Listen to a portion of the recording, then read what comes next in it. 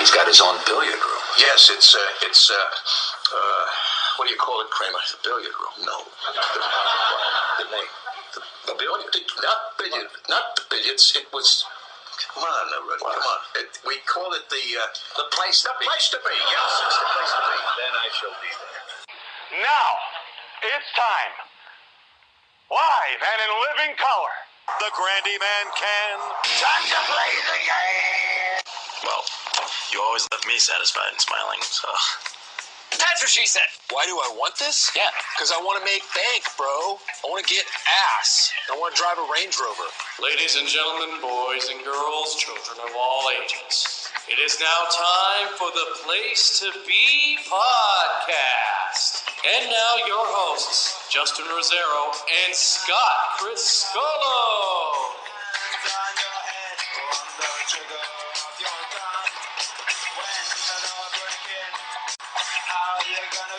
Place to Be Nation, welcome to another great episode of the Place to Be podcast. I am your co-host, Justin Rosero, and joining me, as always, is my PIC, Scott Criscolo. Scott, how you doing tonight?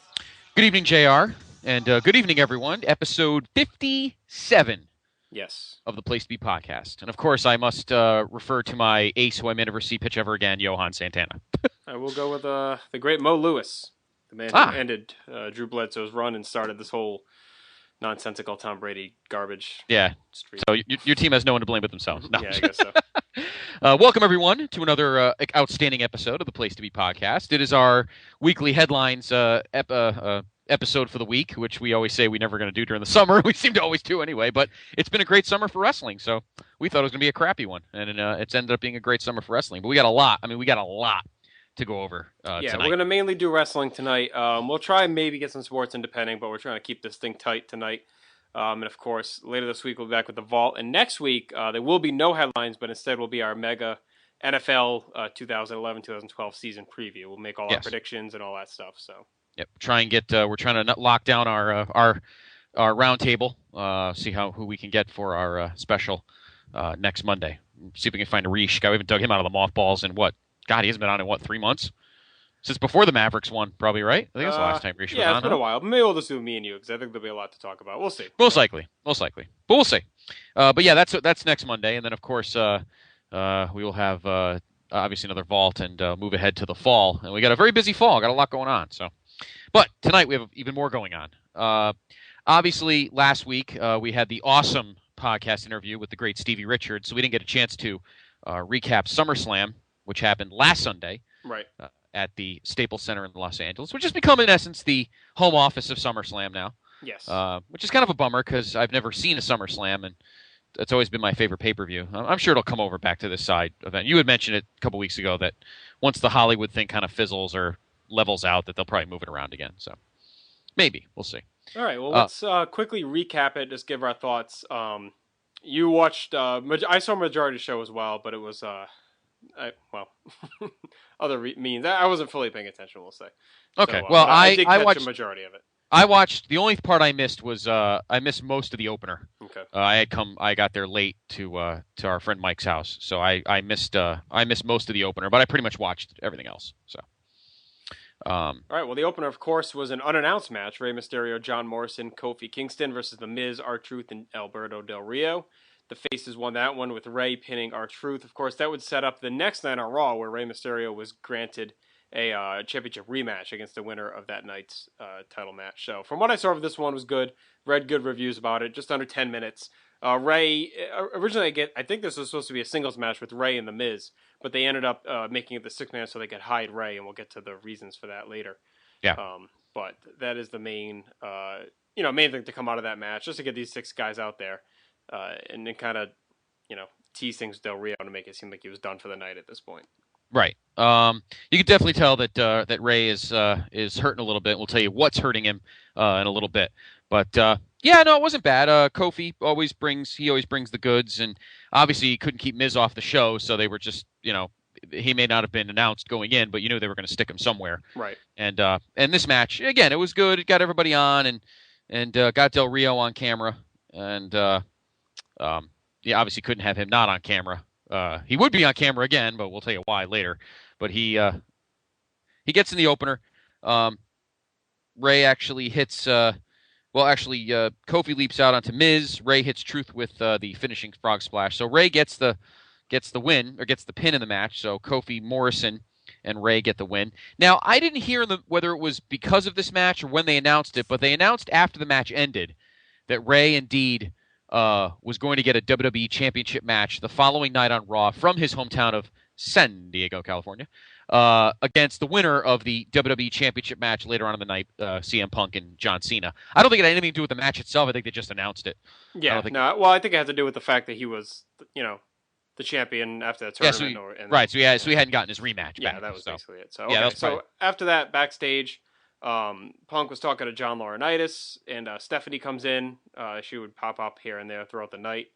She offered Punk to shake her hand, and Punk may have had the line of the night. We said, "I know where that head's been," and so he did not shake it. I did find that very funny. I have to admit, it was very funny. So from there was the first SmackDown match, and this match actually I was quite looking forward to in the Battle of the Hosses, Sheamus and Mark Henry, and I really enjoyed it. I thought it lived up. It's just over 9 minutes. They did keep Sheamus looking strong. They had Mark Henry knock him out on the floor, and he won by count out. So kind of a schmozzy finish, but they wanted Henry to go over for reasons obviously we'll see later.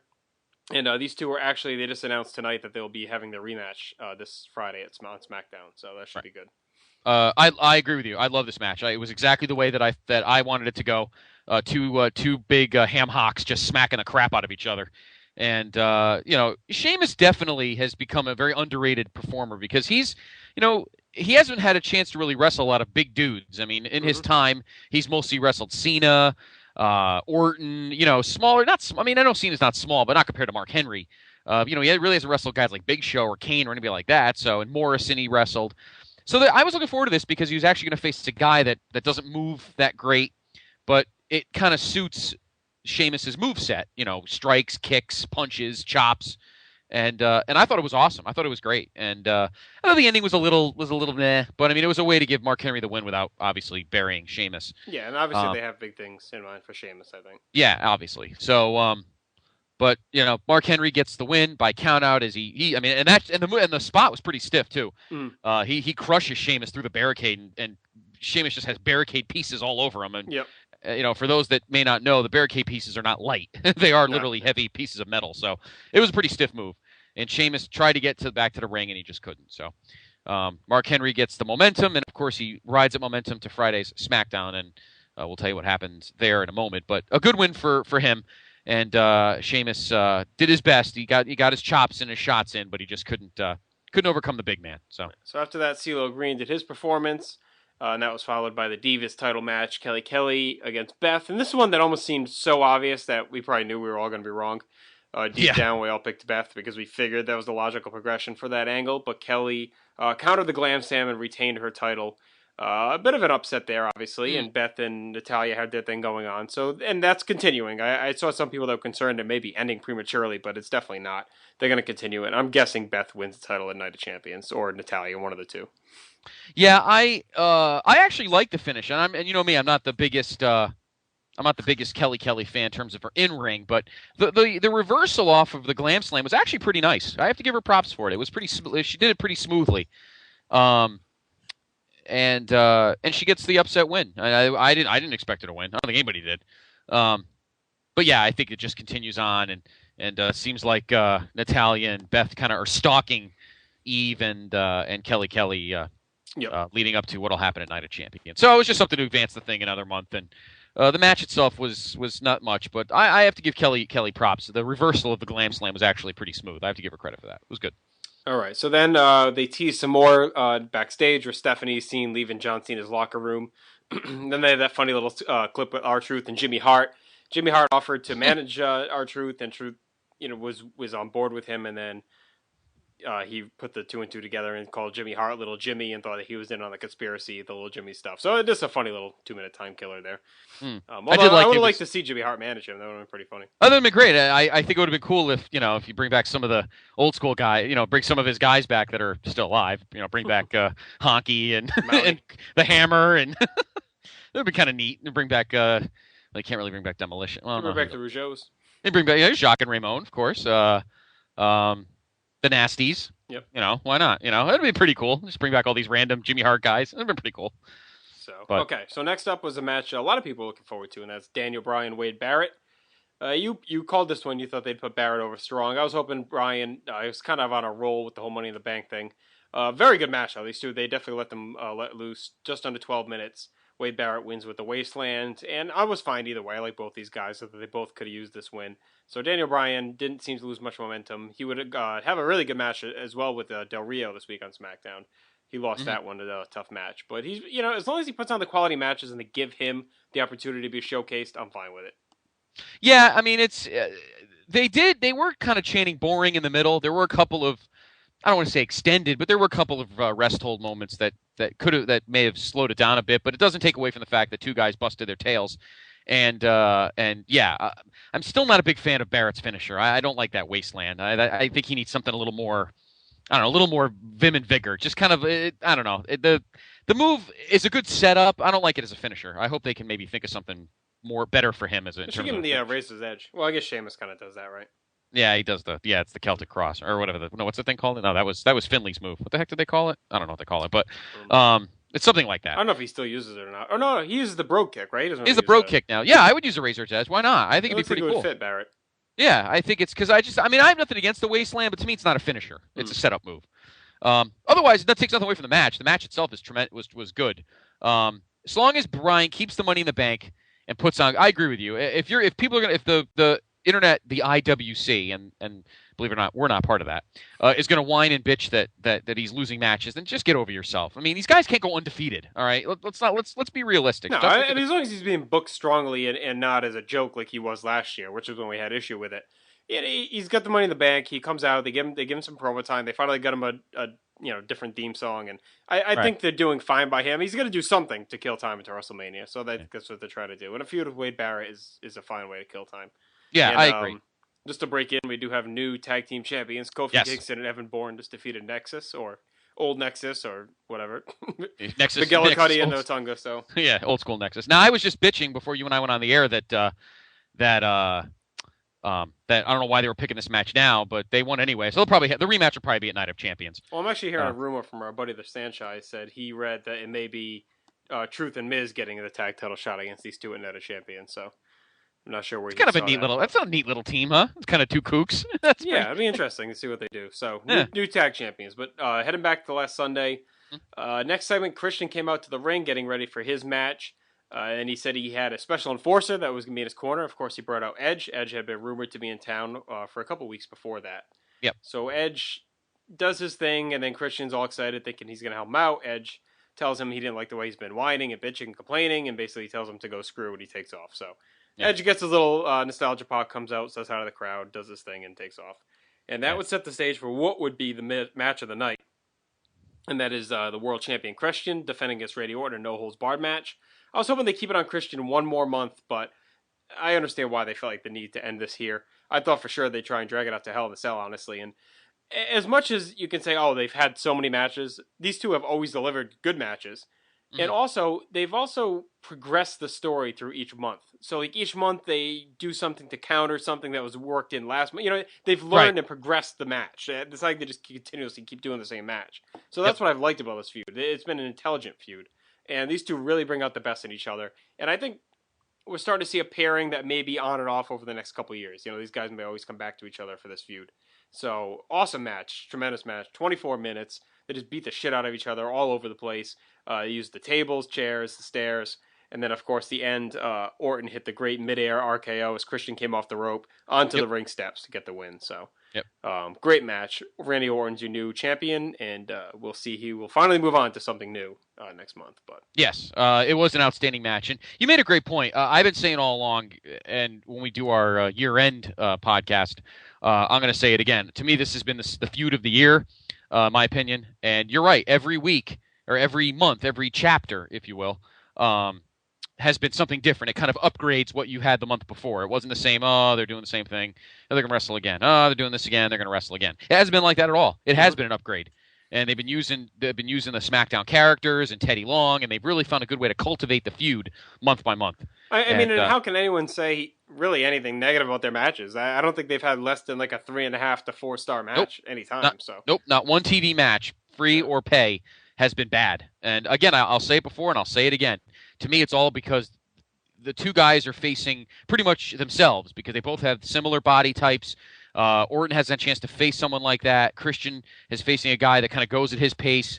Is tremendous. So they're going to take a breather, and we'll tell you what's going to happen from here on out in a little bit. But I think they'll meet at least one more time before the year's out. But a tremendous match last Sunday. And Orton wins back the World Heavyweight Championship that he lost at Money in the Bank. So great match. So from there we had our second world title match. That's the WWE Championship. CM Punk, champion, versus John Cena, champion. Of course, this was to unify the two titles. Mm-hmm. And, not quite the level of the Money in the Bank match, but still very, very good between these two. The crowd, not as great as the one at Money in the Bank, but still very, very hot for this match. So yeah, I definitely... go ahead. No, finish your thought. I'm sorry. Go ahead. No, I definitely, was glad to see that they were able to deliver another great match, even without that, the build being a little more lukewarm and without the molten hot crowd, they still worked very well together. Yeah, I was, the reason I jumped the gun was I had it in my head. The crowd, at least the first, 6 or 7 minutes, really sucked. And of the match or the show?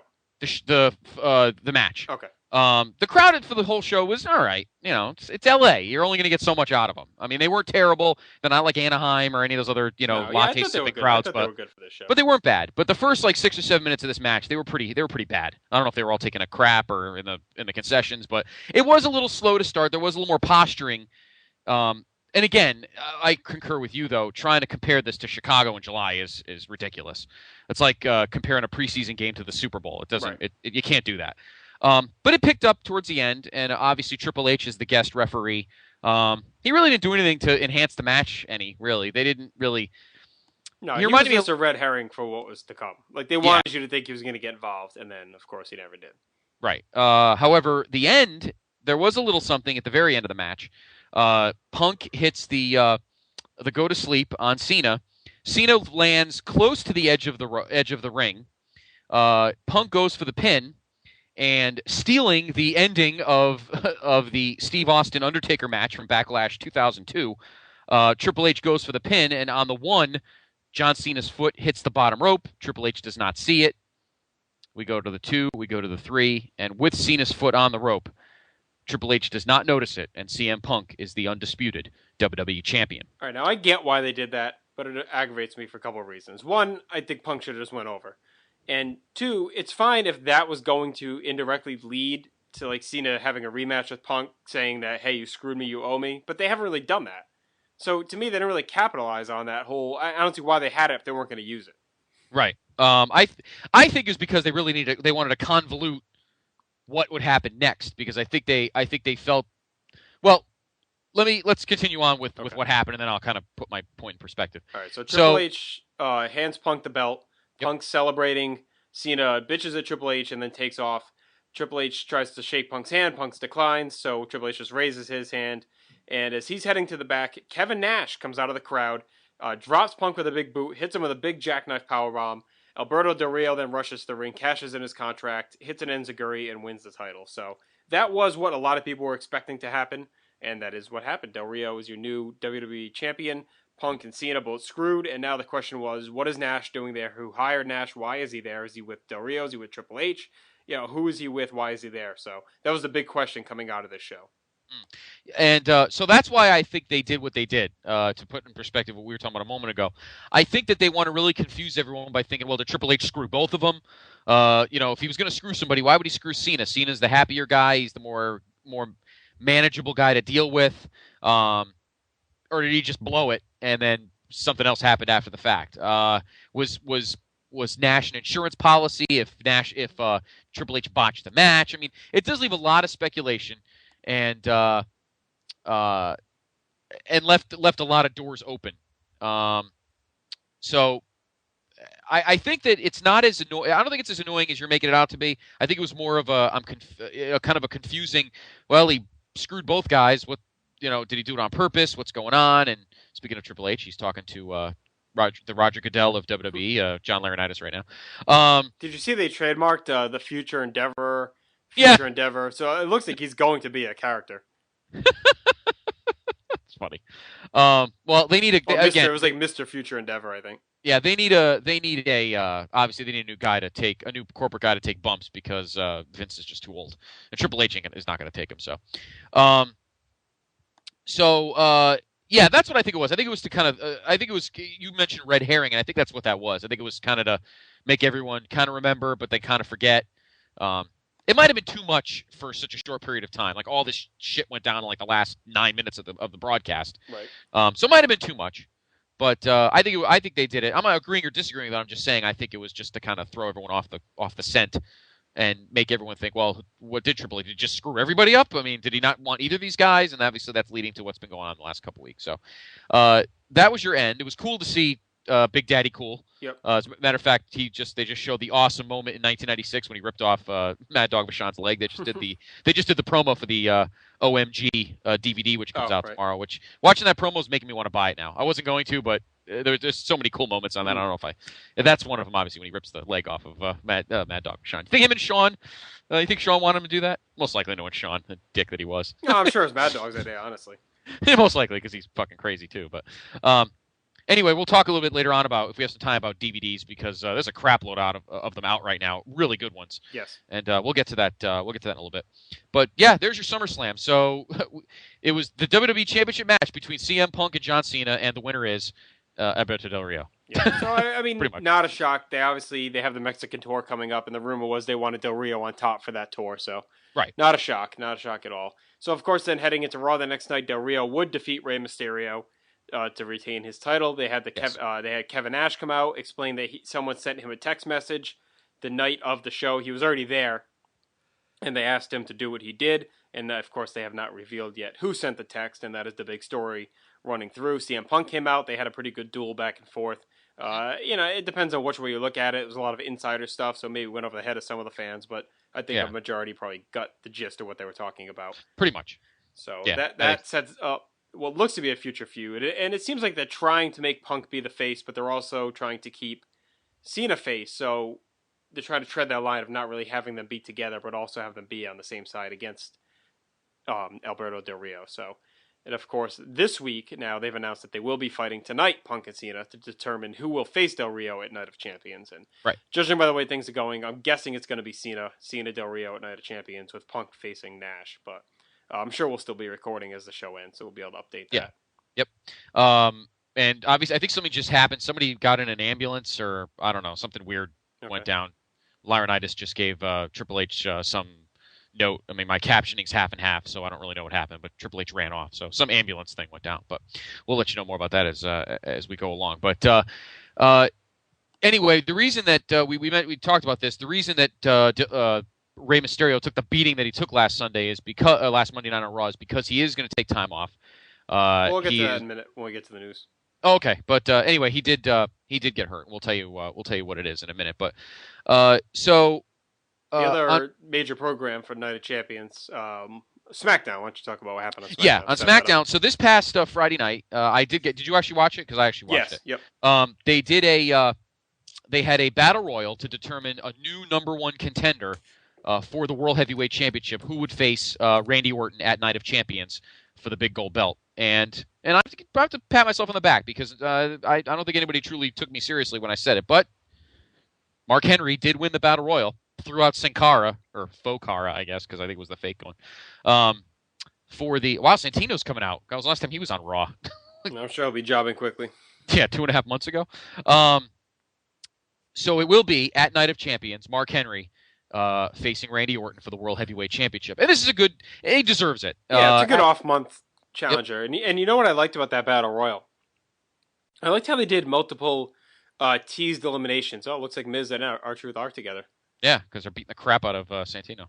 I like how they did multiple spots where the guy went through the middle rope and had to come back in. That was just kind of a neat touch. Something they don't do a lot of. Sin Cara happened to a few times, and it just added a little more realism, because guys do fall through the middle ropes during matches. Yes, so I agree. I kind of like that touch. And of course, Mark Henry's been booked tremendously. He really has. They've made him look like a true monster. I love the way he ran through that battle royal.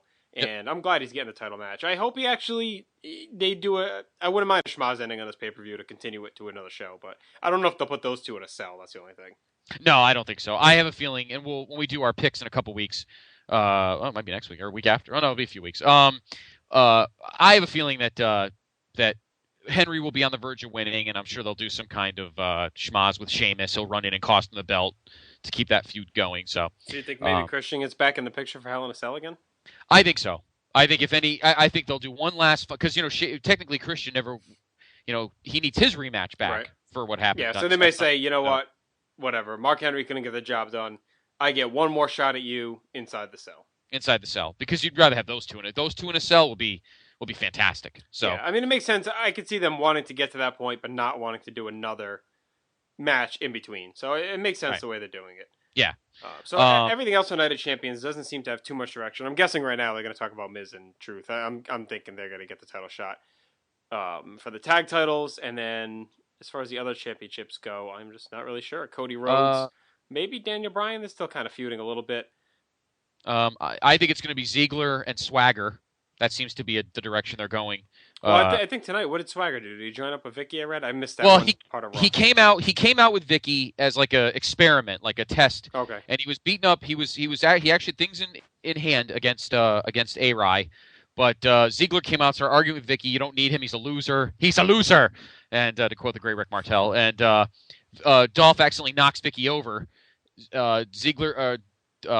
Swagger goes outside the rope, starts jawing with Dolph, and A-Rai rolls schoolboys him for the win. Okay, so looking like Swagger Dolph, or maybe a three-way with A-Rai in there too. A-Rai for the U.S. title. IC probably, I would have to say it'll probably be Cody and maybe Sin Cara. I don't know. Oh, they could do Sin Cara. Yeah, they could do something either with him or maybe Zeke. Maybe Zeke gets one more match, but probably not. But I don't know. He jobbed out. He jobbed out Friday night, so I don't know if he'll get another shot. But there's got to be some other good mid-card guys. You know who might be? I wouldn't be surprised. They seem to be starting to separate him now on SmackDown, and that's Justin Gabriel. They keep talking about him a lot now. They do keep doing that. They keep running. I don't know if you think they would shoot him this short up until. I know they did give him a good video and a good win. I don't know if they shoot him this quickly up. No? Okay. No, I'm not sure. Sin Cara makes sense, so I could see that. All right. And obviously Kelly and Beth will have their rematch. I'm sure Beth will finally lay her out. Or Natalya. It'll be one of the two. Natalya. Right. Is there any more belts? I think that's it. Yeah, that's all of them. We missed the Oh no, we got them both. Yeah, we got them all. We got the IC and the US, both big belts, the tag, the women. Yeah, we got them all. Obviously, we'll keep you up to date here on the Place to Be podcast as the card starts to fill out for Night of Champions. Apparently, it was Nash in the ambulance. That's what I'm reading here. Okay, so Nash got jumped probably by. They'll say Punk did it. And, so we'll see what happens. But obviously, Night of Champions doesn't have to be all title matches.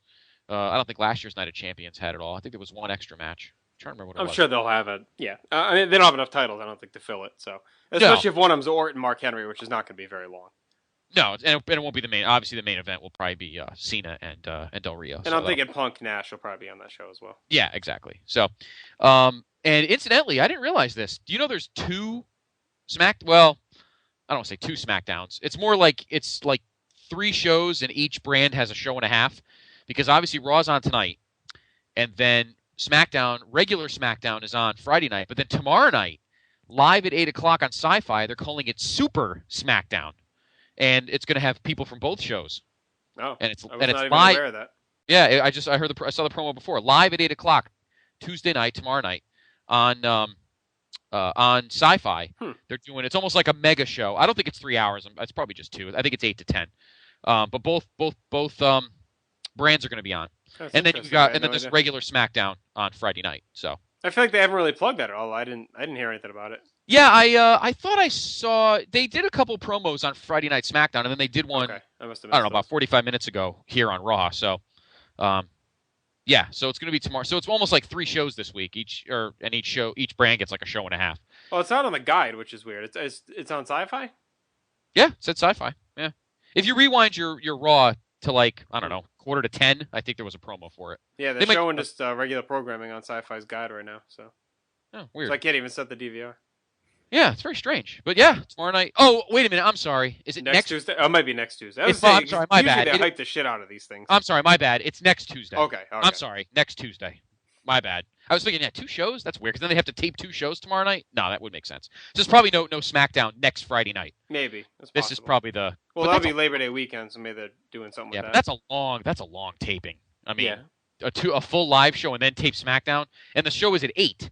So it's not like you could. That means you'd have to start regular SmackDown at 6, and that's kind of early for a crowd. I don't even know where that taping is, but my bad. I'm sorry. So it's not tomorrow night, folks. It's next Tuesday night, 8 o'clock on Sci-Fi Live. Okay. Super SmackDown. So, yeah, you're probably right. There probably won't be a SmackDown show next Friday night, Labor Day weekend, because no one will probably watch. Okay. Not that no one will watch, but I'm sure the viewership will probably be very, very low. Isn't Saturday night or do they already air it, the WrestleMania? Did they already do that? That was last weekend, I think. Was it last weekend? Okay. Not this past one, but the week before. The week before? Okay. So there's your catch up, and obviously we'll keep tabs on it throughout the the weeks to fill out the Night of Champions pay-per-view. Right. So let's a little bit of news I wanted to hit before we hit our main news segment, and that is today it leaked out that Tough Enough was finally picked up for the second season, which is great news. There were a lot of questions about whether it would be, and the talent wasn't sure. Now, they didn't announce who the trainers were going to be, so we don't know if it's still going to be Booker, Trish, and Bill DeMott. It'll be interesting what they do with Booker, because obviously now he's become a major part of SmackDown as the announce crew, and from what I read, Vince is actually really high on him because he's so different sounding, and he likes that he's different. So I don't see Booker. And he wasn't on, like 3 or 4 episodes first season. He wasn't even on. Right, yeah. I think they're going to want to bring someone with a little more. I mean, obviously, if you don't bring Bill back, you might as well not even do the show. No, I think Bill will be back. And I think they like Trish probably with the girls. So, and they're going to need a female trainer. So, yeah, and so she's Trish got the highest name power of any female they'll probably bring in. So, right. So they'll probably bring in, you know who would actually be a great. Don't hear me out. You might think this is crazy, but you know who would be a great third trainer, and I think he would be a cool, kind of unique addition to the training crew on that show? Mick. Yeah, that could work. It'd be interesting. Mick would be in there, kind of take it seriously, and kind of give these guys a next level. Maybe take a chair shot. All right, you think you're all tough here? Whack. Here's another one. Whack, and just start maybe teaching the next level of learning hardcore style stuff and taking shots and things like that. Something different. I think something to kind of spice up the show and not have to go through the same thing. And he'd be kind of a cool addition. Somebody Steve trusts. Stone Cold. Sorry. Well, Mick's actually involved in his own reality show right now. I guess it's official that he's going to be doing Wife Swap. Yes, he mentioned it. I read it earlier, and I guess another wrestler's involved somewhere. So I don't know. That could get sticky. So he might not be. They might want someone who can do more of the in-ring stuff. I don't know. I mean, Finley would have been good if he was still around, but obviously that's not going to happen. It'll be interesting. I'm sure they'll find someone, but I'm just glad it came back, and we'll of course go back to doing our weekly recaps of that show, which was the highlight of a lot of our early headlines episodes. Yes, absolutely. And incidentally, on a side note, Justin sent me a text on Saturday that there was a deal. There was a lot of specials, sales on WWEshop.com, and I think every Tough Enough T-shirt right now is $10. So if you want to get yourself. And I thought the Tough Enough shirts were actually very cool looking, and all those Stone Cold ones that just said SCSA on the upper right. Yep. Those are all $10. Well, hopefully when they do this season, the one thing that they don't need to really fix much, but the one thing would be the live finale. Hopefully they do something a little bit different this time. They totally botched. We're not going to get into that, but they totally botched that. But that didn't take away from the season itself. The season itself was tremendous. So right. But we're looking forward to it. Hopefully they have a good cachet of young studs and annoying bitches and asshole guys. And I honestly think, don't be surprised, I think they'll bring Martin back. I think they'll give Martin a second. Tough Enough again? Yeah, I think they'll give him another shot. Maybe. We'll see. I think they'll put him on again. I think they'll put him on again. But all right. Well, so looking forward to that for next season. Yep. So right now we want to get into a new segment that we've been doing on our headlines, and that is, of course, something we kind of have done before, but now we're going to make it a formal little spot here, and that is to go through the news, and we're going to obtain that news from our new partner website, and of course that is WrestleChat.net. How many pro wrestling news websites do you visit to get your daily news? 3, 4, maybe 5? Do yourself a favor and make that number 1. WrestleChat.net, the only professional wrestling news site that brings you all wrestling news all day long, and is home of the critically acclaimed Still Real to Us podcast, starring former CZW, ROH, and ECW announcer Eric Gargiulo and the champ Jeff Beck. That's WrestleChat.net. WrestleChat, it's where it's at. So what we'll be doing is we pulled a bunch of the hottest stories over the last few days from WrestleChat. We compile the links. I'll hit them up, and I'll read them for us, and then Scott, we can break it down. How about that? Mm-hmm. Absolutely. Okay, so our first story is one that we did mention earlier, and that has to do with Rey Mysterio. And per WrestleChat.net, Rey Mysterio has confirmed that rumors that have been going on for days, he will be officially on the shelf for 8 to 10 months with surgery to repair his torn ACL and MCL. Ray tore ligaments while doing a baseball slide on Raw in his match against Alberto Del Rio. So it looks like he will be out for a long time. And you got to give him credit. He completely blew out his knee and finished that whole match. So big points there to Ray, who had been hurting anyway. It looks like he had been fighting it as long as he could, and now things finally just collapsed on him. So 8 to 10 months, that definitely takes him out of Mania, right? Or no? He might be back just in time, but most likely. Yeah. Yeah, but I mean, even if he's ready for Mania, you need some kind of build. Yeah. And that's, and obviously the rumor was that they were going to have him against Sin Cara, and Vince wanted to set the world record for the most masked people in one building. So I don't think that's going to happen now. No, obviously takes a hit. Who knows? Maybe he recovers in time to be back for that show, and then maybe he leaves. They've done it before, where a guy can come back, do that one match. He can be on TV building up to it without really wrestling. Have that match, and then in the month after, he can just be on TV without wrestling. So they could fudge it if he's healthy enough to at least compete go all out for one match. But we'll see. Right. We'll track that as we get closer. But it's definitely a big blow to them right now. Yeah, and I know they said that he got hurt during the match, but no, well, he had been banged up. His knee had been bad. Obviously, he tore the ligaments in that match. Yeah, because they did the whole booking where Del Rio beat the snot out of him after. So, I mean, obviously that wasn't scripted. So he must have been. Well, they could have called it. They must have called that maybe on the fly. Ray probably told the ref he fucked his knee up pretty bad. But it seems like something that was building anyway, and then that was the final straw where he snapped the ligaments and still finished that match. But, Ray has been the MVP of Raw for a while. He's been having tremendous matches on TV and pay-per-view. Yep. So it's a major blow to the quality of the shows. Yes, and I think this is going to be, I don't know which knee it is, but, he has that little thing, I had surgery 5 times on my left knee. Well, hopefully this is in his left knee, because his knee is starting to turn to Joe Namath now, gooey and doughy. So. I didn't say. Yeah, he needs to have surgery again. That's all he said in his tweet. Yeah, so if it's his left knee, that's not good. I mean, I don't know how much longer he has anyway, but I'm guessing he's going to come back and have one more run. That would be my guess. Right. All right. So the next story, of course, is the big story that was over this weekend. Not a surprising one, but a continuing sad one. And that is, of course, Matt Hardy was fired from TNA, arrested for DWI. The Hardy's nonsense continues. So this is credit TMZ from WrestleChat. Matt Hardy's arrest today in North Carolina had immediate repercussions. He's been dropped from TNA. Rep tells TMZ that TNA has released Impact star Matt Hardy from its roster. Hardy was already under suspension from the company. As source reported by TMZ, Hardy was arrested after his Jim Cornette smashed a tennis racket into his knee. No, after his Corvette smashed into a tree this afternoon. Yeah. And then there was a follow-up story on WrestleChat that, let me pull that up. Matt Hardy was arrested Saturday in North Carolina for driving intoxicated. He says he is innocent. No shit. Of course, the Hardys always proclaim their innocence. In response to fans who were discussing his arrest, Hardy wrote on his YouTube channel, "I took a breathalyzer immediately on the spot and it read clean, 0, nothing. Think about peeps. There's more to this than meets the eye, Matthew." Of course, there's always more than meets the eye for this clown. Hardy posted another longer response regarding the matter, but immediately deleted it. Hardy's contract with TNA was subsequently terminated. He hinted on YouTube that a return to WWE could be in the cards. I don't know at this point if they're going to want him back. No. They don't need the PR nonsense. The only reason I'd bring him back is tell him they're going to give him a push and then have Punk destroy him and rag on him for being a drunk. But I don't know how many more chances these guys need. I mean, I've always been a big Matt Hardy fan, especially during his 2002, 2003, 2004 run. But it's just sad to see these clowns not take any responsibility. And now driving drunk is the one thing I don't stand for. You could kill someone, you could seriously hurt someone. Yep. So I don't tolerate that shit.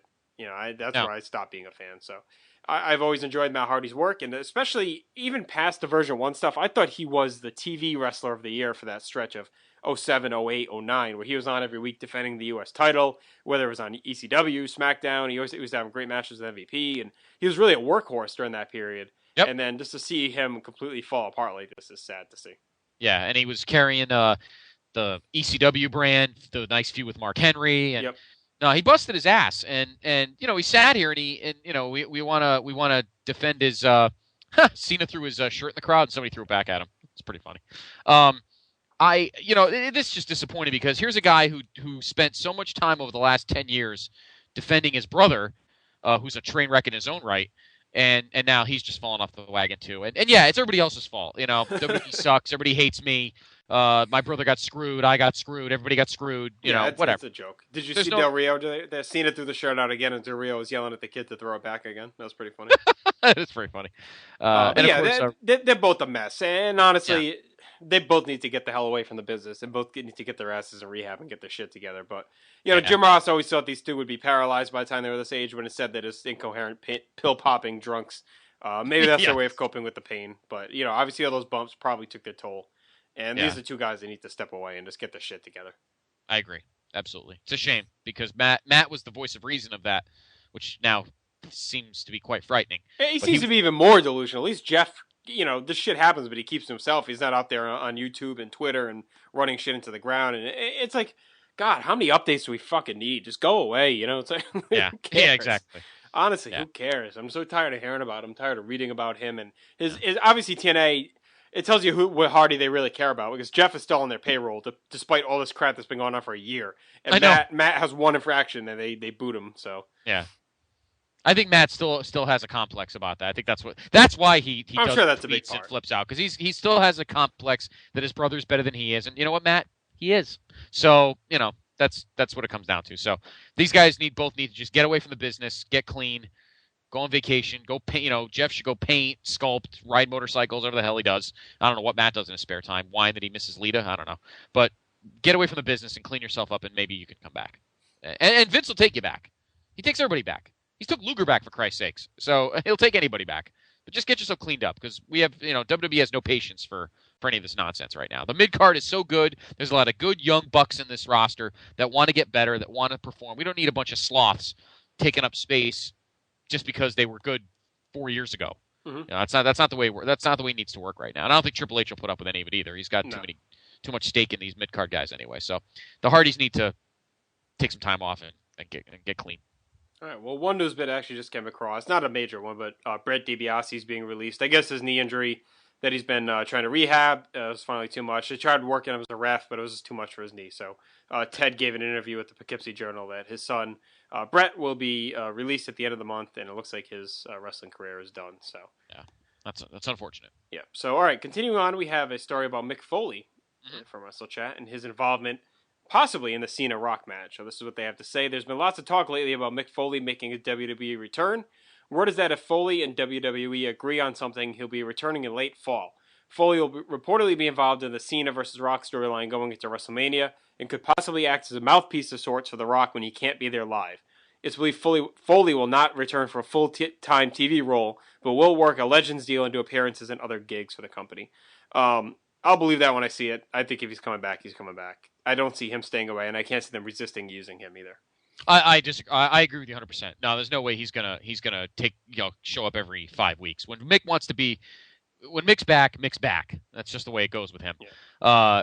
Obviously, late fall means that he'll probably be at Survivor Series at the Garden if he's going to come back. Well, late fall means my no compete from TNA is up in September. Yeah, well, that's exactly. But I mean, my point is, I think if they're going to put him on camera, they may wait till Survivor Series at the Garden. But yeah, I think it's great for the product. And I tell you something, I think that we talked about kind of juicing up the spice for the Rock Cena in the winter. And I think bringing in Stone Cold and anybody else that could kind of juice up that storyline heading to WrestleMania, I think will be good. It'll be good for business. Yep. And Mick is one of those guys.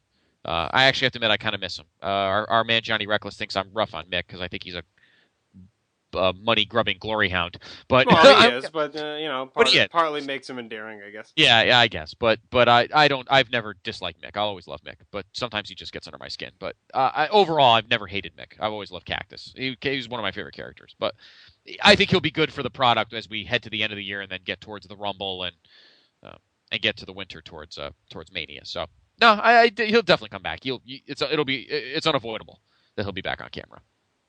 All right, next story from Wrestle Chat is actually credit Lords of Pain, and that is involving Sin Cara, Luis Ignacio Uribe El Verde. I'm proud I got that out. The original Sin Cara returned to action at Saturday's SmackDown Live event in Tacoma, Washington. El Verde is eligible to resume performing since his 30-day suspension for his first wellness violation expired Tuesday. He claimed in an interview that he did not know why he tested positive and that he had only gotten routine injections for his injured knee in Mexico. El Verde's future with the organization was believed to be in doubt since developmental talent Jorge Arias, a.k.a. Hunico, assumed the Sin Cara character the last two SmackDown tapings. There was talk that the move would be permanent since company officials were reportedly sour on El Verde due to his attitude and lackluster performance. And then they had a follow-up story on Hunico. WWE developmental talent Hunico, who had been performing as Sin Cara up until this weekend, received praise from officials while on the main roster. Some feel that he may be on the fast track to be called up from FCW in the next few months, and he may be called back up to feud with the original Sin Cara in a Cara versus Cara feud. Now, I would think that's where they have to go, especially since on commentary, mainly Booker keeps talking about how Sin Cara is bulked up and he's put on more muscle, and they haven't been trying to hide it that they think he looks different. So I'm guessing it's leading somewhere now, especially with Ray out of the picture. Maybe they hold off till Mania on that. I don't know, but yeah, I don't know either. But I think a Cara versus Cara feud, obviously may replace Cara versus Ray, right, depending what happens with his knee. I couldn't tell it. Well, I guess I could. Hunico is a little bigger, not that much bigger, and I have to disagree. No, I'm not an expert. Okay, here's a promo now that they're showing. It is next Tuesday. Okay. So there's the promo right now. So next Tuesday makes is the sense. live. I would have said they would have started pimping this thing before now if it was for Yeah, tomorrow. no, yeah. So right. So it's next Tuesday, 8:00 on Sci-Fi. It's called Super SmackDown. It's going to have Raw and SmackDown on it. Anyway, I just lost my train of thought. I have to disagree. Look, I'm not an expert. I mean, I've been a wrestling fan a long time, but I'm not going to pretend I know more than the guys in the. But I don't think Sin Cara has been lackluster. I don't think his matches have been that bad. I think I don't. I think their hopes were high for what he was going to be, and maybe engage the crowd immediately, which is something he hasn't really done. But I wouldn't say he's been a disappointment. I think he's been fine. But yeah, I mean, he didn't have the kind of pre-debut hoopla that Ray did in 2002, but everybody knew who Ray was. He was on WCW, he was in ECW. Sin Cara's a little different. I mean, he's been in Mexico, AAA, or under EMLL. a completely different name too. Yeah, so it's a little different. I don't know what they were expecting big Ray hoopla like they did in 2002. You weren't going to get that. No. So I think they got to give this guy the benefit of that. Yes, is being busted for a violation good? No, he's a moron for that. Whether you knew it or not, I'm tired. I'm tired of using the whole Gary Sheffield, I didn't know that was cream excuse when it comes for half of these violations. But he hasn't been bad on in the ring.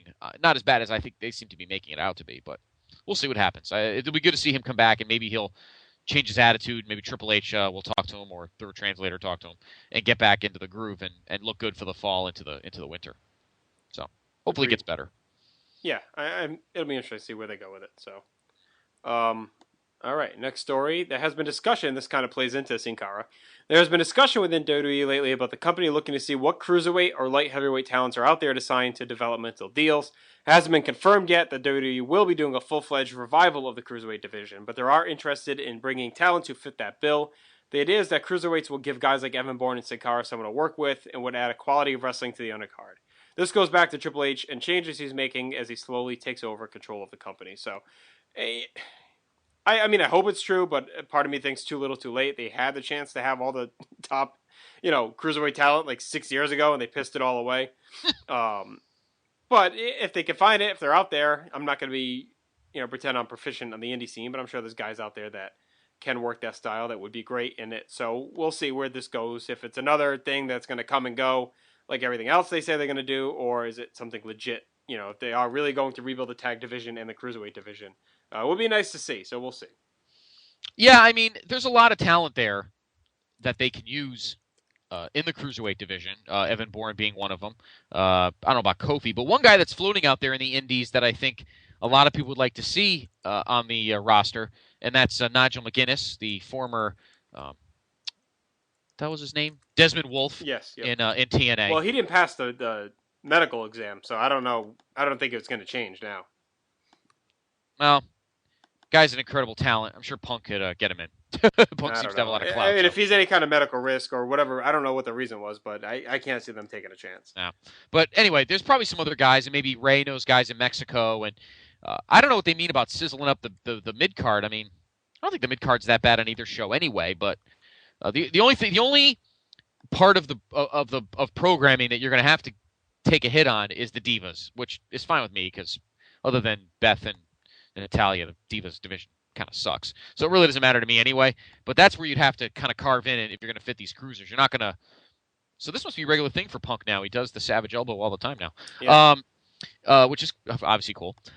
So I don't know what they'll go if this will go much further. I mean, Triple H is going to have to cultivate it in Tampa and see what kind of guys he adds down there at that size. You got Tyson Kidd too, who can work that style. Yeah, a lot of the Nexus guys aren't quite. Oh, Gabriel. Maybe Heath Slater. Gabriel, I feel is a little bigger than a cruiser, but maybe not. They can fudge it. Yeah, probably. But we'll see what happens. We'll see if Triple H is thinking about doing this again. Maybe cull the talent down in Tampa and see what sticks. Throw some shit against the wall and see what sticks. But I think there's more of a chance that the tag team division gets rejuvenated before the cruiserweight. Honestly, I'm happy with either one. Either one would be fine with me. I think a tag division would be tremendous. And if Triple H wants to go back to that old school feel, I think this is a good opportunity for them. So I think they should look more into the tag division too. I kind of agree with you in that aspect, and I just don't think this isn't like 5-6 years ago when you had Kidman and Chavo and Ray and London, and I mean you don't have that kind of they don't have the influx that they had after buying WCW, and they had all those great cruiserweight talents, and they did a decent division, but they never put any sort of serious push into it. So right. So we'll see what happens. I agree with you. I think they should probably lean more towards jacking the tag division up. Is this a new referee out there? Is he taking Kyoto's spot? Probably. I can't believe Kyoto. That's another story. I don't think we have it on the list here, but Mike Kyoto got suspended for 30 days for a wellness policy, which and they said other refs were really concerned about it too. So I don't know what the hell is going on, but how are the refs taking drugs? I mean, good lord. It must be it's gonna be uppers or something. Because they put the ring together, they drive there, then they do all these matches. And, they take a physical beating as well. Yeah, it's either that or it could be a pill thing. Yeah, it's either that or pot. Yeah, either one. He might have smoked a bone and was dumb enough and took a piss at the wrong time. So, but anyway, that's a side note. Yeah, this definitely a new referee. Definitely new referee. All right, so a couple more stories we want to hit up. Of course, this next one involves DH or Harry Smith, who was released back a few weeks ago. Kind of a surprising release, honestly, with his legacy and his build. You think it's someone they'd be interested in using. But it looks like maybe he's heading to Japan for a little bit. I'm guessing he'll be back someday, but probably.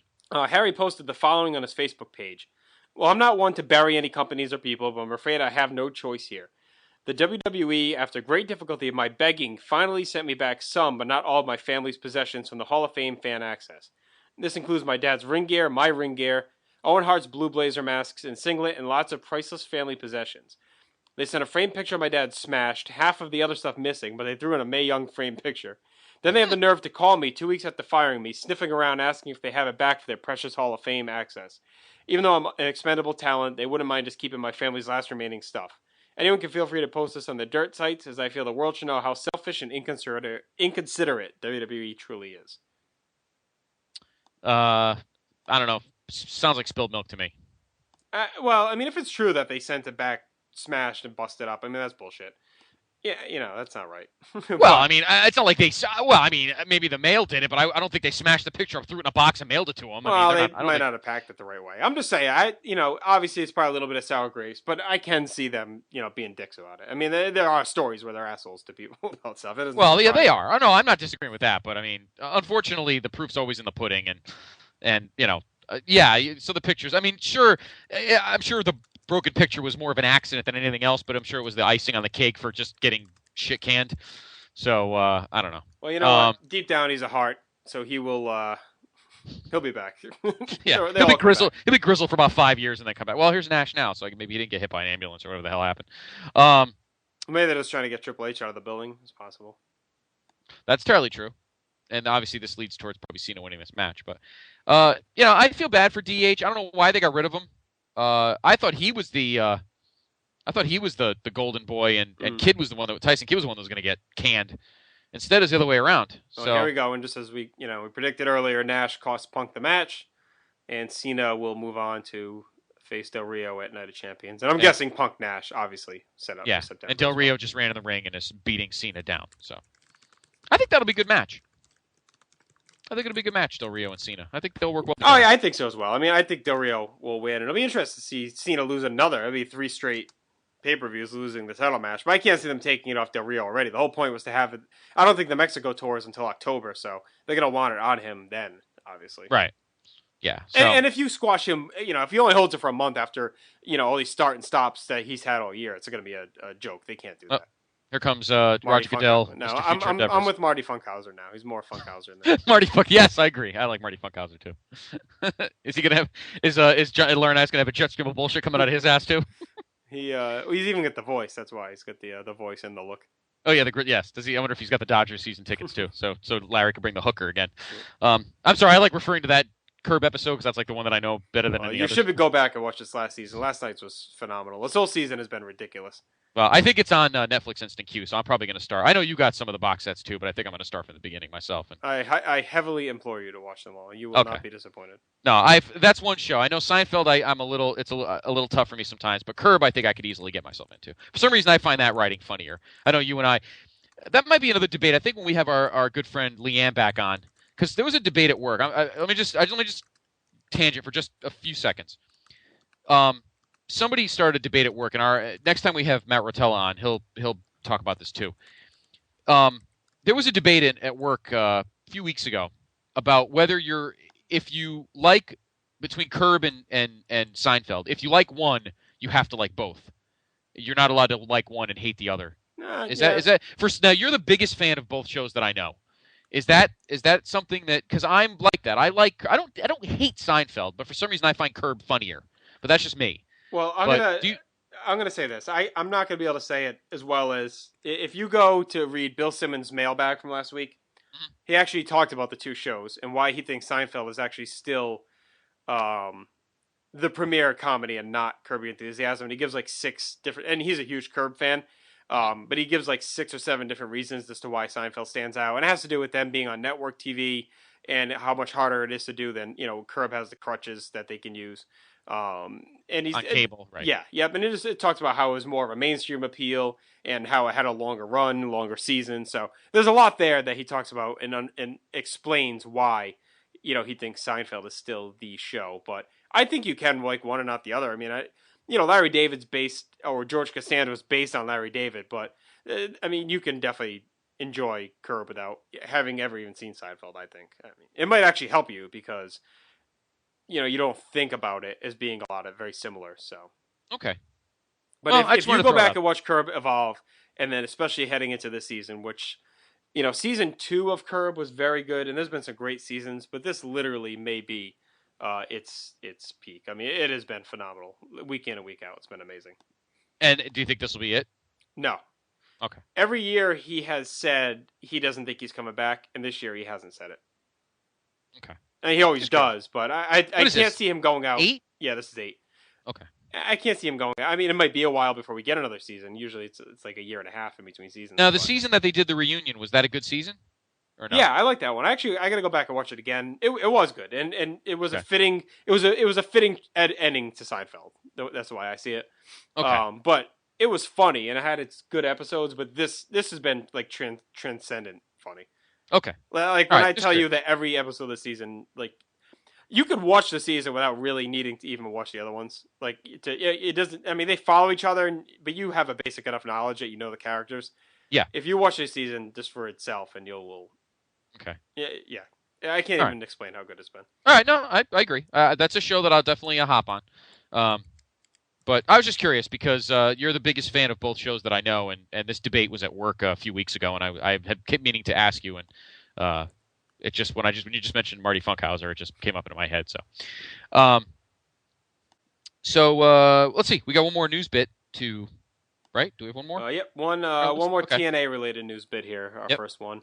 TNA's kind of been, a mess. And actually, there's a lot of shit going on. I'm I'm not fully up on, so maybe we'll have to read about it before we get into it further. But apparently now, I don't know if you saw the UFC stuff moving to Fox.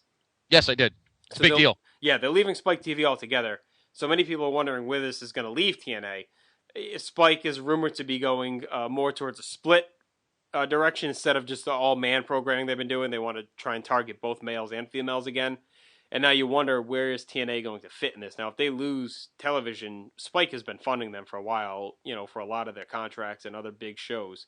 Well, if they leave Spike, are they going to be able to find another TV station to do all this? I don't know. I mean, the ratings are still good for a cable show. I mean, don't get me wrong. For a wrestling show, they're low, but for a cable show, they're good. So they got to really hope that things don't change. They might end up back on the internet.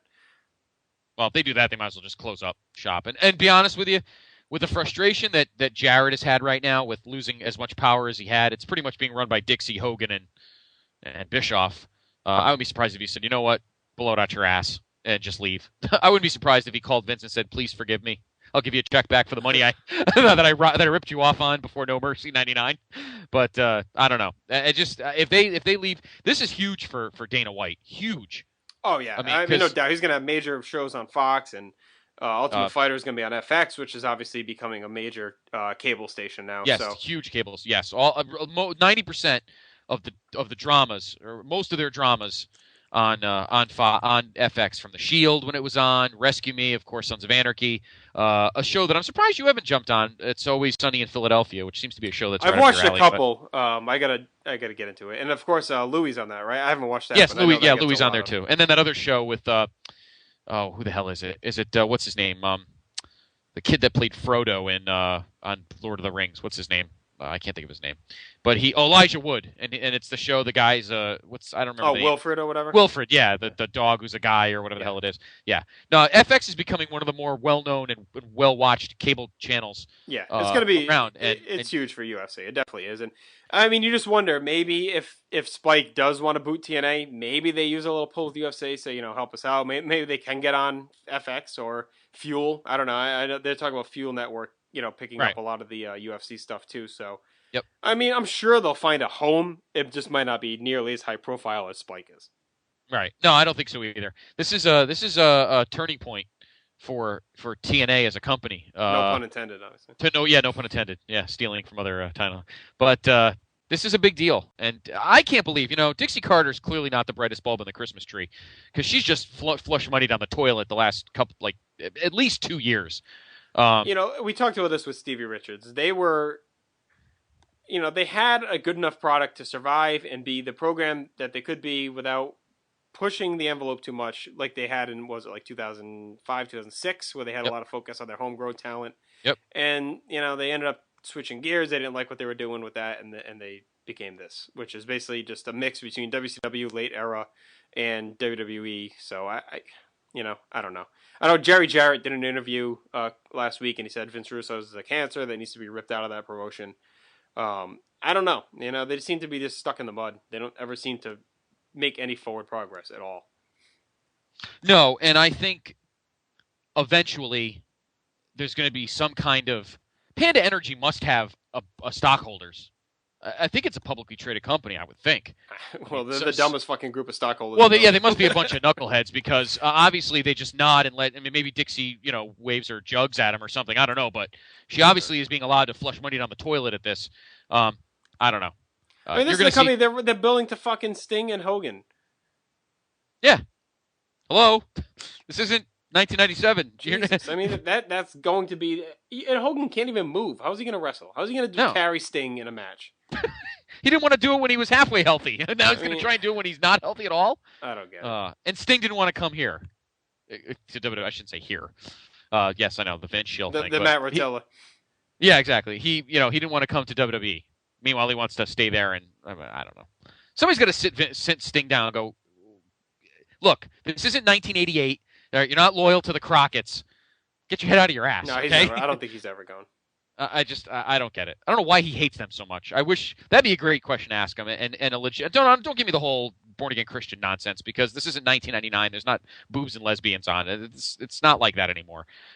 There's got to be something. Somebody must have pissed him off, or kind of in the grain of when Kurt was on ECW and they did the whole Raven putting Sandman on the cross and he'd never be on ECW again, and And it's got to be something happened because you don't just blanketly hate WWE just for no reason at all. Everybody else went there. Everybody else, even Flair twice. And Flair was like the battered wife of the NWA for 20 years. He always felt bad, even though they treated him like garbage. I think he just feels like he probably doesn't need to. I think he feels his legacy doesn't need it. He probably doesn't need the money. So it's just kind of that thing. I mean, he is pretty much the one guy that never did jump. So, well, if he's happy for that, then that's fine. But I don't know what he plans to do if TNA dumps. I mean, maybe I guess just retire. I wonder if he'll offer his match. Well, Vince has all his matches anyway, so I don't know why he wouldn't just go there and make some money. I don't know. Oh, but we're talking as if TNA is dead. Well, maybe it is theoretically, but been The Walking Dead for a while, unfortunately. Yeah. So and this is going. I enjoy watching it. I mean,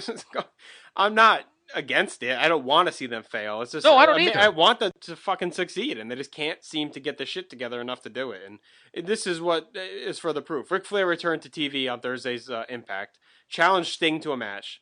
Segment concluded with Sting agreeing to put his career on the line in a match against Flair on the stipulation that Hulk Hogan is delivered to him on a silver platter. So, I don't know. These three fucking still feuding. When they were feuding over the WCW title in 1995, and they're still going now. Where's the Mall of America, and where's Luger walking up the ramp, and all that other nonsense? Yeah, so I don't know. We'll see where that goes. We'll keep an eye on it. But that brings it an end to that segment for Wrestle Chat. Of course, check out that site, WrestleChat.net, for those stories and many, many more.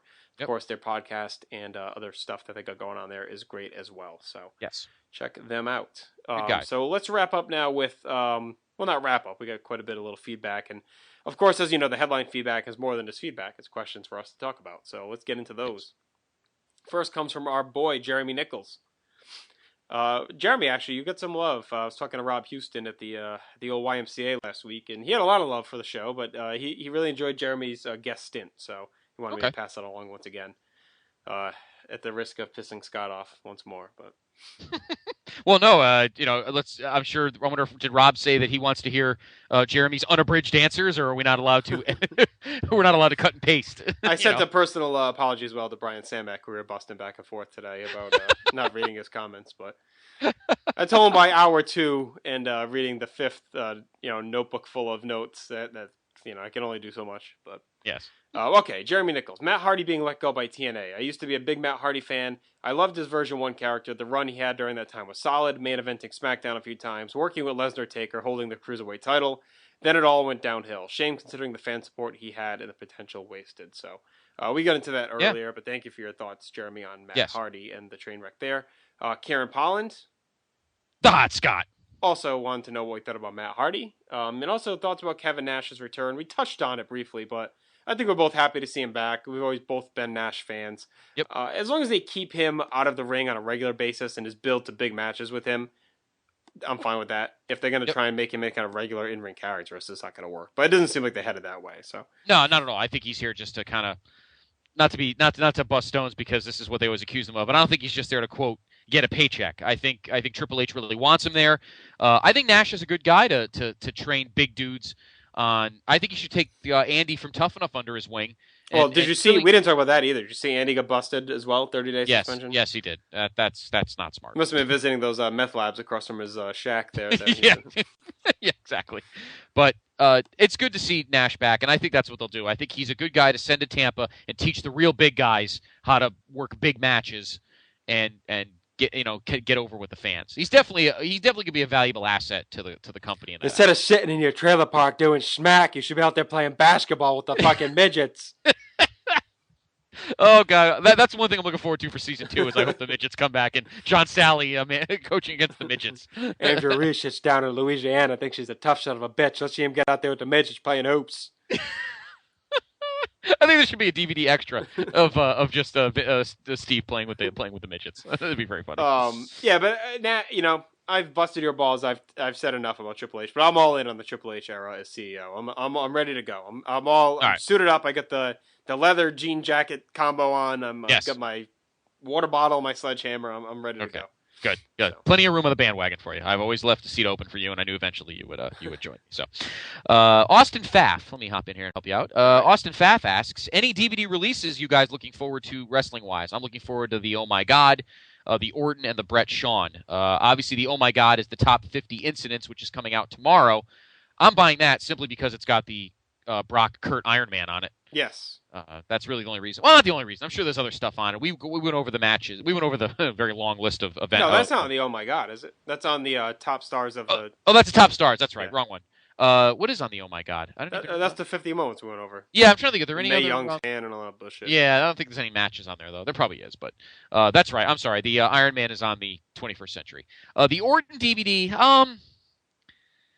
See, it's hard for me to get pumped for ones like that now because I'm sure it'll be good, but we're going to get the definitive in a few years, and that's one that'll pop up on Netflix and will be cheap eventually on Amazon. So that's one I'm not going to rush to see, but I'm sure it'll be good.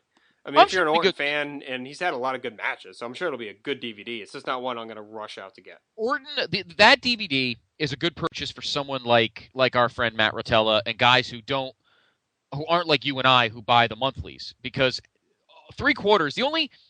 The only match that really no one has, I guess, there's an OVW, him and it's not Cena. I don't know. It's some guy from OVW in 2001. And then every match after that is on a DVD, and that includes his first match on SmackDown against Hardcore Holly, which is on the 15 or the 10-year SmackDown set. Yep. So in terms of matches, it's nothing. It's nothing that's gonna blow you away in terms of that. But if you're an Orton fan, get it. Maybe the documentary is good. Who knows? But in terms of the matches now, obviously the rivalries one, the Brett Shawn one, is obviously very, very much anticipated. Oh yeah, no doubt. And again, the little controversy, although it's not really a controversy if you're a diehard DVD a DVD collector, and you and I talked about this. I think it was last week, or it must have been the week before. If you want the Screwjob match, that's only on the Blu-ray. Mm-hmm. But I'm not going to bother looking now, but it's got to be on something I own. I'm sure. I think it's on Brett's, isn't it? Or the Hart family. It's on one of those. I know I've seen it on a DVD. I know I have. Let me pull Brett's out. But I other than that, the DVDs. I mean, it's right in your wheelhouse, JR. Because I mean, it's all those matches from like 91, 92. Oh yeah, I'm ready for that one. I'm definitely. Yeah, it's all like superstars and all these crazy house show matches and. 95. And of course, the just while you're looking that up, the Austin DVD is another one I'm really looking forward to. 4 discs. Him and JR are going to recall 3 of the WrestleMania matches he was in. They're going to do commentary for. Austin's got his full hand. He's assembled this whole DVD, so I'm sure that's going to be excellent as well. It's not on Brett's DVD. I don't have the. Well, look at Graham's site quick. Go to Survivor Series. He probably has it listed. I don't have the. I don't have the Heart and Soul. All right, let's do this. While you do that. Yep. Pull up Graham's site. I'm going to read. They released the match list for the second ladder match DVD. Oh, sweet. Excellent. So I'll read through that while you do this. We'll read it quick. First match, and actually this was not on the first set. That's Shawn and Razor from WrestleMania 10. And then from here, it's a mishmash of basically the leftovers from what they didn't have. Ladder match, Tracy Smothers versus Chris Candido from Smoky Mountain, March of 94. Eddie Guerrero and 6 from Sold Out, January 97. That's an okay match. Not as good as you would probably think it to be. Mankind versus Big Boss Man, November 30th, Raw, 1998. Of course, I think that was one of his earliest. It might have been his first hardcore title defense. One of the earliest ones. Is that the one where Boss Man wins it? Or is he already champion there? I forget. Because I know Mick did it. Mick Boss Man, November 30th, 98, for the hardcore title. I don't know. It's about 2 weeks after, because he got it. He gave it to him at Survivor Series, which was about 2 weeks before. So no, he gave it to him. The hardcore title, it was on Raw. That was the when he's in the wheelchair. All right, so it was October then. Yeah, I think Boss Man already lost. I think he might have already won it by then. Okay, because I know Mick only had it for like a couple weeks. Yeah. Next one's Rock Mankind for the WWE title. The Raw the night after St. Valentine's Day Massacre. Oh, that's right. Yes. Big Show. When Rock won. Yep. Vince and Shane versus Austin from King of the Ring 99. 3 Count versus the Young Dragons from New Blood Rising 2000. That's a very good match. That's on another That's on another DVD, I think. I think it's on the Starrcade DVD. No, it's from New Blood. Oh, so it must be New Blood Rising. No, I'm sorry. No, you're right. It must be a different one. I'm thinking of. No, I'm thinking of the Starrcade one. You're right. They must have had 2 ladder. That was a 3-way ladder match. Yeah, it was Young Dragons, 3 Count, and I don't remember who the other team was. It was the other 2 guys that weren't in the 2 teams. I forget.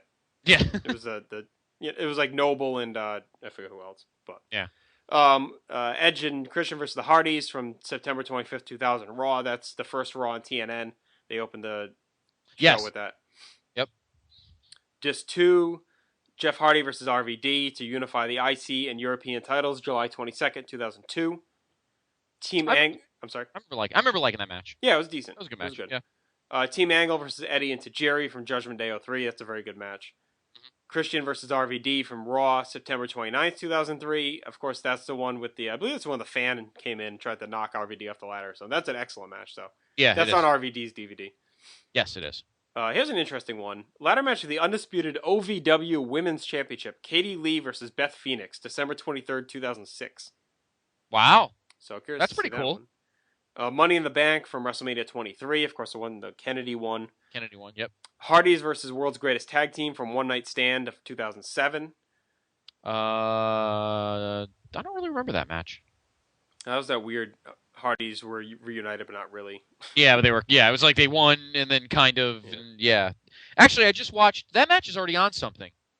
Oh no. I was just watching the Hardy DVD the other night, and the match from the previous month at Judgment Day. Okay. Yeah, that's that match. Oh wait, was that? Yeah, that was against Caden Murdoch actually. Yes. Yep. So okay. All right. Jeff and Carlito from the Raw 10th anniversary, or Raw was it Raw 10 or Raw 15? He put December 10th, 2007. Is that the Raw 15 or whatever? That's a Raw 15. Yeah, that's a Raw 15. Yep, we were at that show. Yep. Decent match. Disc 3. Yeah. Undertaker versus Edge One Night Stand TLC match. Oh, that's the one where Taker gets thrown through like 1,000 things and Edge wins the title. Yep, I remember that.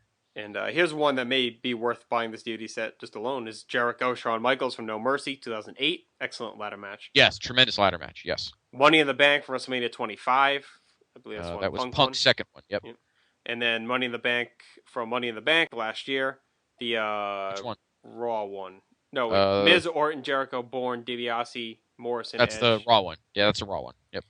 And then the number one contenders ladder match from TLC, Morrison and Sheamus, which is a very good match. Yes, it is. Christian Alberto Del Rio from Extreme Rules, and that's it. And then they have the Blu-ray extras. Edge versus Jeff Hardy from Extreme Rules 09. Christian Shelton Benjamin from TLC 09. Miz versus Jerry Lawler from November 29th, 2010. And then Dolph versus Kofi versus Jack Swagger from TLC last year. So they're basically running the gamut to put every other ladder match that wasn't on the first one. Yeah, pretty much. According to Graham, the only thing that the Screwjob match is on is Best of Confidential Volume 1. Okay. I thought it was definitely on something else. Man, I have that, I think, so that's probably what I'm thinking of. Yeah, I don't have it, so maybe I don't have it. Oh, maybe I will. See, I don't have a Blu-ray player, but bummer. I've got to have it somewhere. I'm going to have to look it up. It's got to be on something else. Well, Survivor's Anthology, obviously. Oh, no, they never released that, right? No, they only got up to 92. That's weird. It's got to be on something else. Not that I don't distrust Graham. He is the Broham, but maybe there's an extra thing maybe not updated. I'll have to look at that up. I could have sworn it's on something. I thought so. Maybe not. I don't know. Weird.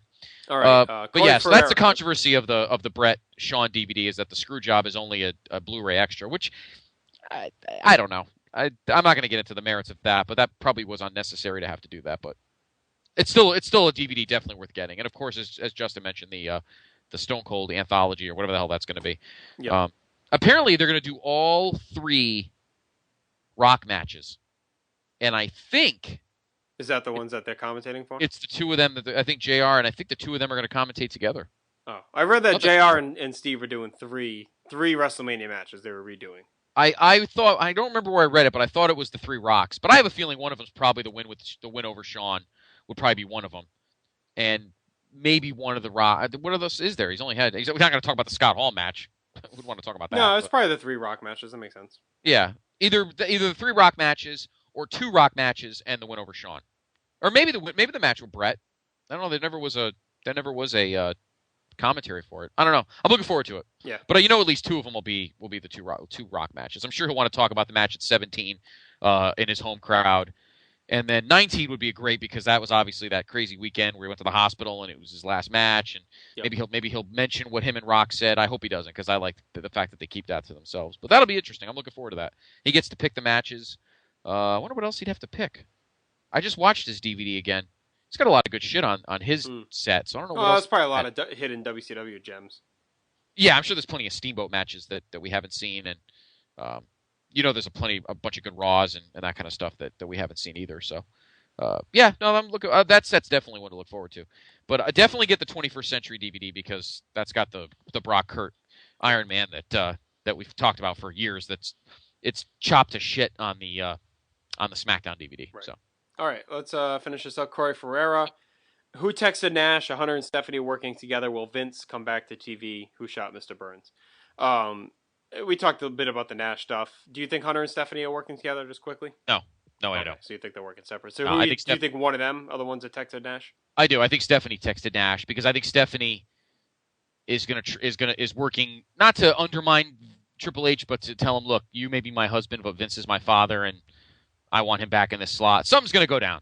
All right, well, I think Hunter's definitely turning heel, so it makes sense to me that he'd be the one. And he's always the evil mastermind, so I'm guessing in the end it'll be him that he is the cerebral assassin. But that way you'd have because I guess Hunter Punk, if they end up doing that at WrestleMania, Triple H would kind of have to be the pseudo heel. So yeah, that makes sense. And as far as Vince coming back, he'll probably be back eventually. Hopefully, I'm kind of hoping not, but he might have one little quick last run. But I don't think he'll ever be back as any kind of major serious role. Yes. Yeah. The Place to Be podcast's favorite name? J. Arsenio D'Amato. That's awesome. He asks, what potential matches for Survivor Series at MSG in November? I don't know. All depends on how the next few pay-per-views go. Yeah, let's save that one. Jay, hit us back with that one in a few weeks. We'll get to that. I think that's one that we need to dedicate a whole segment to. Yeah, because I mean we've got three pay-per-views before that. We've got Night of Champions, we've got Hell in a Cell, and then Vengeance, I guess it's called. Yeah, Vengeance. So there's still three pay-per-views before that. So let's let it matriculate a bit, and we'll get back to that question. Yeah, definitely. I think that's a great topic to talk about, though. So speaking of your YMCA bro man, Rob Houston says, I agree with the Matt Hardy comments. I always liked him as a wrestler. Why do you think he never got the push in WWE while his brother did? For someone that was very over with the fans, do you think that he will get a chance, or is he in the same boat as Christian was previously, always be a high mid-card at best? I think so. I think he is pretty much right in line. I mean, I don't think he's as hard a worker or nearly as good in the ring as or polished as Christian is. Maybe at one point he could have been considered that way, but Jeff just always had that charisma. He always had that star power. That Matt was just kind of a little more bland. Something about Jeff. They say there were guys that have it, and Jeff just was one of those guys. He just had it. Jeff was one of those. Yeah, he just had that. He was just so suave, and he just kind of had that RVD-ish kind of, not taking himself too seriously, but sort of is. That brooding. Jeff was kind of the poster boy for that kind of dark generation of the '90s of misplaced youth kind of thing, and I think he kind of matched with the fan base at that time. Well, don't forget he got over. He killed himself taking bumps, whereas Matt took big bumps too. Jeff was always the spotlighted huge bumps, and that stuff carries over. He just had that star aura around him.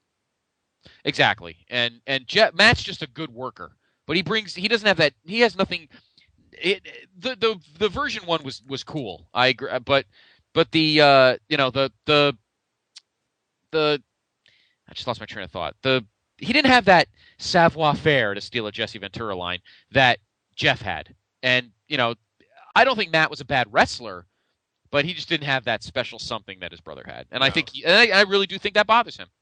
I think so. And I think his time has passed. He may be back someday, a couple of years from now, but I don't think he'll ever be anything like what. I mean, Christian left and came back, but Christian doesn't have all the personal issues and baggage and ego and nonsense that Matt Hardy brings. Yeah, exactly. Christian's a company guy, a hard worker, and a guy that also connects well with the fans. So I think Matt's time is come and gone, unfortunately, and that's his own fault.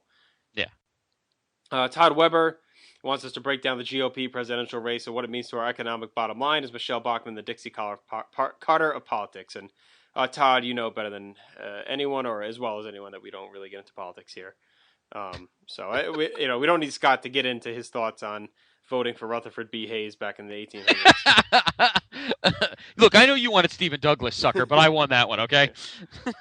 So no, we're not gonna get into that because we don't need any. And honestly, I I'm just not really up on politics. I don't really know enough to even. Honestly, it's too early for for anybody who's a Republican to even think it's way too early. There's too many useless names floating around there, and if you care enough, care about it in like March. That's when it'll really make a big difference. The extent of our politics talks will probably be regarding Lyndon McMahon running for Senate affecting Raw. So pretty much. I don't think and affect me because I actually live in the state that she'd be running in. But anyway, Corey Ferreira, thoughts on the new Steve Austin DVD WWE is producing, and also thoughts on the Divas of Doom angle. Well, we've talked about Steve's DVD already. Yeah. It's going to be tremendous.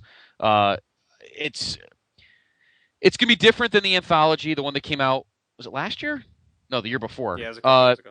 Yeah, it was because that was just, we all know Steve's life. We all know it. Austin, he came from Victoria, Texas, went to Edna High School, wrestled in World Class. We know the whole story, but it'd be great to really see the details. And he might throw a little dirt out there and talk about some things. We'd like to, it'll be good to be a little juicy. And matches wise, who the hell knows? But it's not gonna matter. I'm gonna buy it anyway. It doesn't matter if there's. I have so many repeats on the shelf anyway. It doesn't even matter. But I'm looking forward to seeing what that'll entail. As for the Divas of Doom, I like them both. They're the two best workers on the roster for the Divas division, Natalya and Beth. One of them's going to be the Divas champion. I don't know which one. It's almost I think it's a great angle. I like it, and it's obviously building eventually, like I said, to something with Kong when she comes back. Right. It's almost like a jacked up version of Lay Cool. Yeah, basically. Yeah. So that's pretty much what it is. But thank you, Corey, and thank you, everyone. Do we have any more? No, that's it. We'll give some love to Corey and Brian Semick, who are enjoying the Mark Henry push as much as we are. I kind of put a post up about that while I was watching it yesterday. So yes. Cool to see Mizark getting some love. So quickly, we're not going to get into really any sports, but did you see this whole nonsense about the shootings at the Niners-Raiders game? It was crazy. Yeah. What the fuck is going on over there? I don't know, but they both suck. So what's the big it looks like it may be gang related.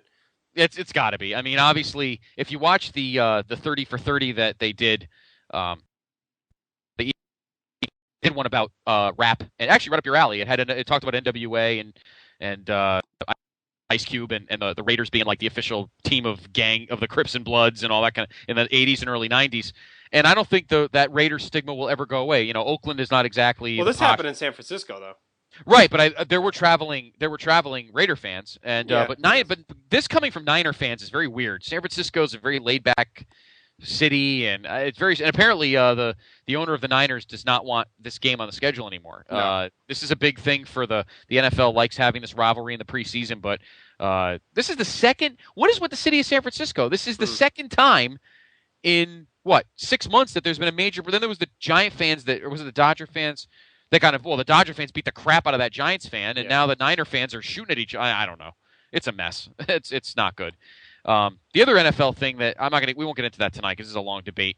But the other big stink that I heard today was about Terrell Pryor, who, speaking of the Raiders, is now a Raider. Yep. He was the third pick in the supplemental draft, and now sports radio here in the Northeast I don't know if they talked about it on the Score or on EEI. No, they're too busy blowing the Super Bowl champion Patriots. Sucking off Brady and Belichick, of course. Yeah, obviously. Bruins are not even thought of anymore. Well, the Patriots had two huge, big preseason dominating wins, so they're obviously primed to be the Super Bowl champions. When you kick the crap out of the Buccaneers, you better be scared. Oh, yeah. But anyway, this whole thing about where does Roger Goodell get off suspending Terrell Pryor for 5 games when, the whole he shouldn't be instituting other college punishments and he's too egomaniacal and he's too this and honestly Terrell Pryor ducked paying the piper at Ohio State so he can go to the NFL and he should be given no punishment.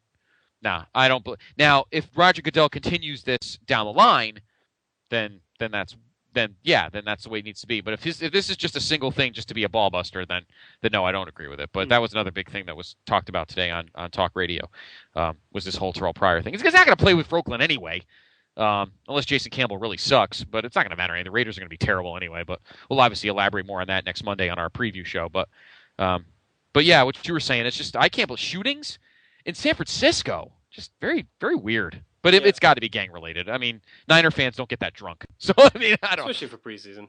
Yeah, exactly. I mean, it's this isn't the '80s when Montana and all those guys and they were winning 15 games a season. This wasn't even like this, so I don't know. No. So obviously that sets up for next week's NFL preview, where we will Yep. go division by division, give our predictions, give our awards predictions, and our playoff predictions, and maybe we'll do a little rankings too, top quarterbacks, just to see where we think everyone stands. So we'll get into that as well. Of course, later this week we will hit up the 1992 Royal Rumble, which we're pretty excited about. Yes, Of course, that should be a good one. We'll get the thread up later or early tomorrow probably to get your feedback about that. Yep. Also, I wanted to let everyone know I put up a poll on the Facebook page. We're going to be doing a predictions picks league for the NFL with the place to be. We're just trying to debate if it should be on the message board, if it should be a Yahoo league. Let us know what you like the best. Chime in on the board or on Twitter, wherever you want on the Facebook page. Let us know where you think we should do this. What's easier? Would you rather go to the message board and post your picks, or would you be happier in a Yahoo setup? So right now the board is winning, but it's like 4-1. So get your vote in, and we're going to get that set up in the next couple weeks as well. So yes. So that's it then. We get the 92 Rumble coming. We have the NFL preview coming next week, and then of course the Vintage Vault will roll on. And in a couple weeks, we'll start beginning our weekly NFL podcast as well. So yep. All right. Anything else left you want to talk about, Scott? No, we did it. I'm impressed with the expediency with which we motored through our show tonight. So, yes. Have a great night, one and all, and get ready later this week when we really let out the Hogan vitriol. Yes. So stay tuned for that. We'll be having a deep, intricate discussion between the Ric Flair love and the Hulk Hogan hate, and there'll be a lot of other madness going on. So yes. Tune back in later this week. We hope you enjoyed this return to headlines here tonight. And we will be coming at you Wednesday night. Until then, take care. Peace.